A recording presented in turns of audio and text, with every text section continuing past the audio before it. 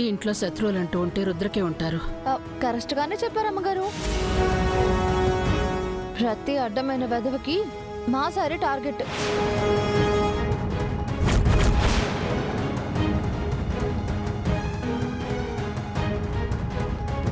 ఆయన ఎవరెన్ని కుట్రలు చేసినా సార్ని ఏమీ చేయలేరు.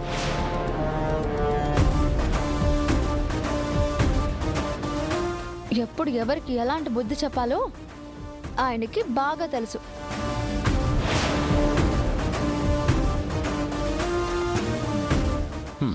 ఇంకా లాభం లేదు. పోలీస్ కంప్లైంట్ ఇవ్వడమే కాదు, స్పెషల్ ఇన్వెస్టిగేషన్ చేయమని చెప్పాలి. రేపు నేను వెళ్ళి కమిషనర్ గారితో మాట్లాడొస్తాను. మావయ్య గారు, మీరు తొందరపడకండి. ఇలాంటివి సెన్సిటివ్ ఇష్యూస్. మనం ఫ్యామిలీ రెప్యుటేషన్ కూడా ఆలోచించాలి.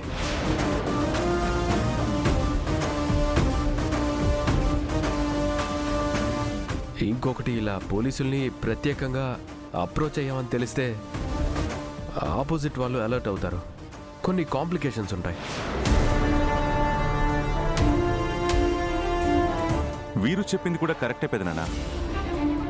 మనం పోలీస్ ఎంక్వైరీ వరకు వెళ్తే వాళ్ళ ఇంట్లో వాళ్ళని కూడా ఎంక్వైరీ చేస్తారు.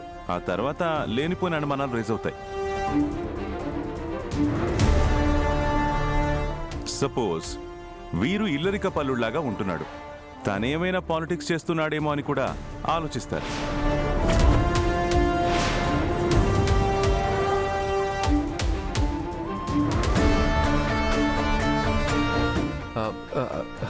నేనెందుకు చేస్తాను బావా? ఇదిగో బ్రదరా, బావా నిన్ను అనుమానించడాడని కాదు, పోలీసులు అనుమానిస్తారేమోనని. ఒకవేళ నిన్ను అనుమానించినా అనుమానంగా అనుమానిస్తాడు, కానీ అభిమానంగా ఎందుకంటాడు?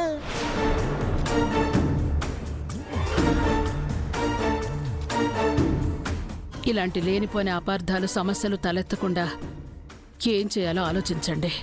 పెద్దమ్మా, మీరేం కంగారు పడకండి. రేపటి నుంచి ఈ ఇంట్లో ఎలాంటి సమస్యలు రాకుండా చూసుకుంటాను. ఏం బావా, ఏ సమస్యలు రావు కదా? రావు బావా. చూసారా, వీరునే సమస్యలు రావంటే ఇంకా సమస్యలు ఎందుకు వస్తాయి? నేను నువ్వు అడిగిన దానికి రావు అన్నాను బావా. నీ ఉద్దేశం నాకు అర్థం కాలేదు. ఏం లేదు, నా చెప్తాను బెదరా. ఇప్పుడు సమస్యలు రావా అంటే సమస్యలు తీసుకొస్తావని కాదు, సమస్యలు రాకుండా చూసుకుంటావా అని. అలాగ అడిగారు కదా అని సమస్యలు నువ్వు తీసుకొస్తున్నావని అనుమానించినట్టు కాదు, సమస్యలు రాకుండా అడ్డుకుంటాను అని హామీ ఇచ్చినట్టే.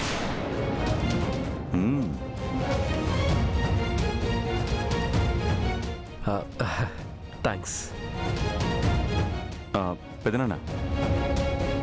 నేను చెప్తున్నాను కదా, ఇక రేపటి నుంచి ఎలాంటి ప్రాబ్లమ్స్ మనకు రావు.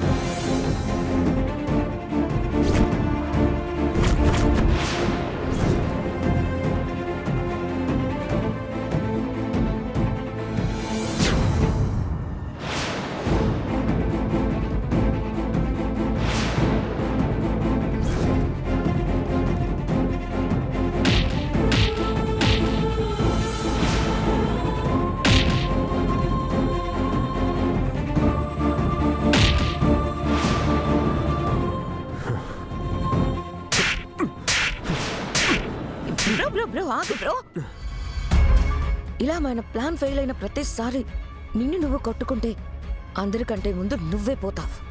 మరేం చేయమంటావు? ప్రతిసారి మన ప్లాన్ బ్యాక్ ఫైర్ అవుతుంది.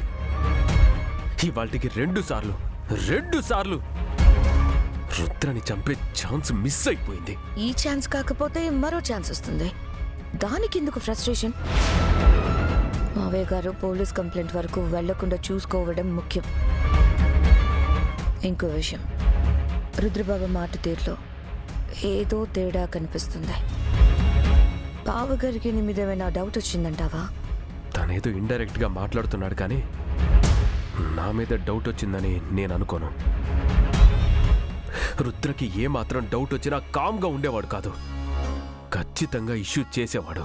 మేబీ ప్రీతి వదిన ప్రెగ్నెంట్ కాబట్టి ఆ వేలో ఆలోచించి బేర్ చేస్తున్నాడేమో. స్టాప్ ఇట్ ఇష్కా, లేనిపోయిన డౌట్స్ రైజ్ చేయకు.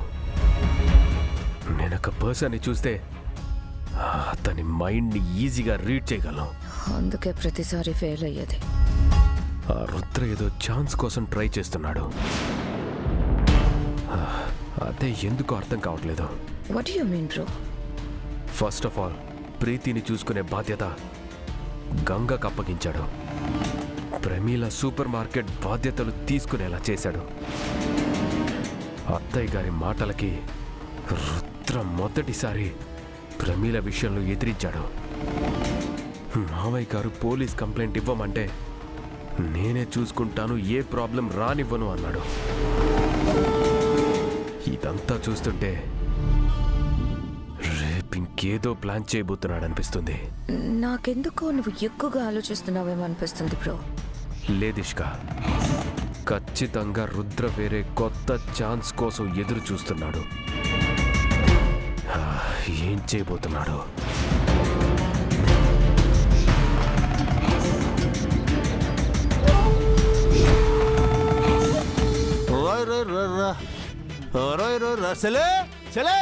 ఓ స్ట్రాంగ్ కాబోయ్. తెస్తున్నానన్నయ్య.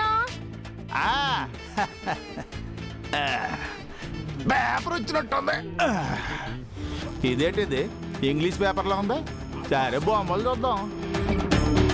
చిరంజీవి బొమ్మ ఏమన్నా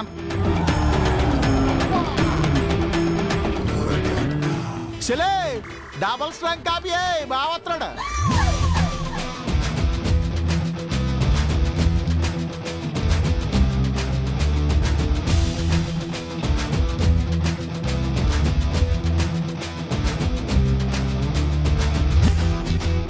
సార్ జాగింగ్కి వెళ్లకుండా వర్కౌట్ చేయకుండా ఇలా హాల్లోకి వస్తున్నారేంటి? బాగా లేట్గా లేచి ఉంటాడే, అందుకే కాపీ తాగడానికి వచ్చేస్తున్నాడు. కాదన్నయ్య, ఏదో వర్కౌట్ చేయబోతున్నారు. అంటే ఏకంతవే బావ మనకు కూడా చెప్పకుండా సొంత ప్లానింగ్ ఏమైనా చేసేస్తున్నాడు ఏంటి? నా ఒప్పుకోను. సార్ అంతే అన్నయ్య, ఏది చెప్పి చేయరు. బావ కళ్ళల్లో ఆనందం చూద్దాం అనుకుంటాను, నాకు కూడా చెప్పడా. ఇది ఎక్కడ న్యాయం?